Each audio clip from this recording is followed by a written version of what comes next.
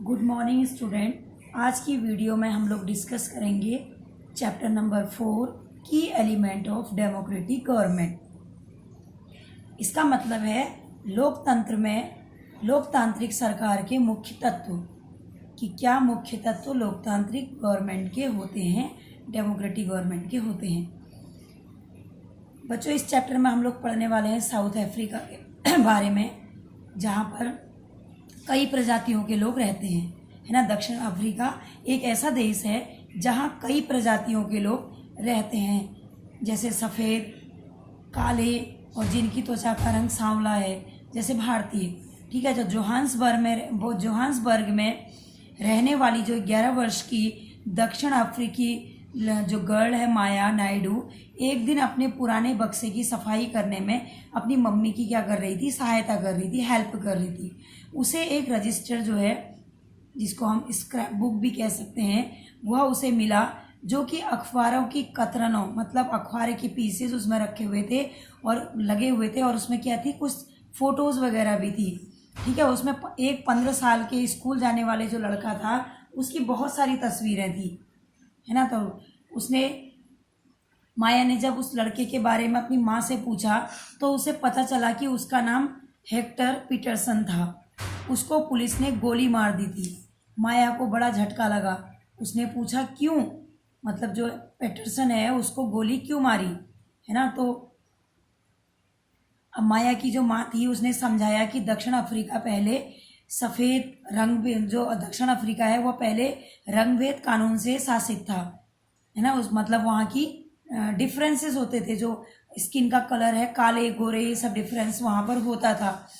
और जो रंगभेद का मतलब है, जैसे त्वचा के रंग से, त्वचा का रंग क्या होता है, जैसे कई लोग गोरे होते हैं, कई लोग काले होते हैं, कई लोग सांवले होते हैं। तो कई लोगों की जो वहाँ पर क्या था कि त्वचा के जो कलर था, स्किन का जो कलर था, उसके आधार पर भेदभाव होता था। दक्षिण अफ्रीका की जो प्रजातियाँ थी, इसी आधार पर अलग अलग जो है समूहों में बटी हुई थी। वहाँ के कानून के मुताबिक कि श्वेत, अश्वेत, भारतीय और अन्य प्रजातियों को एक दूसरे से संबंध बनाने की जो है इजाज़त नहीं थी। विभिन्न प्रजातियों के जो लोग थे, न तो एक दूसरे के साथ आसपास रहते थे और न ही आम सुविधाओं का इस्तेमाल कर सकते थे। अब जो माया थी, माया ने अपने कानों पर विश्वास नहीं हो रहा था, क्योंकि रंगभेद कानून के तहत जिस तरह का जो जीवन था उसके बारे में बताते हुए माया की माँ जो थी, उसकी आवाज़ में बड़ा गुस्सा था।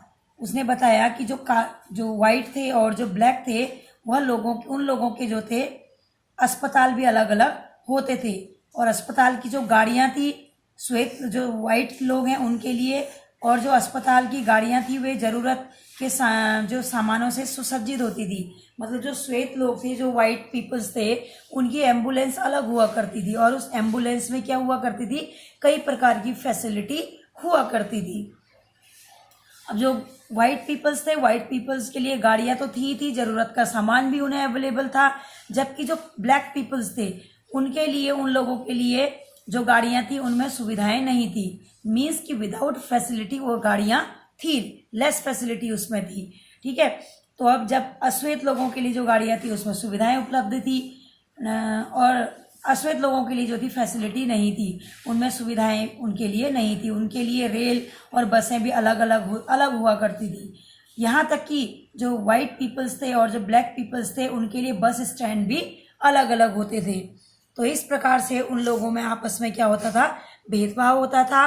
और जो अश्वेत लोग थे उनको वोट देने की इजाज़त नहीं थी।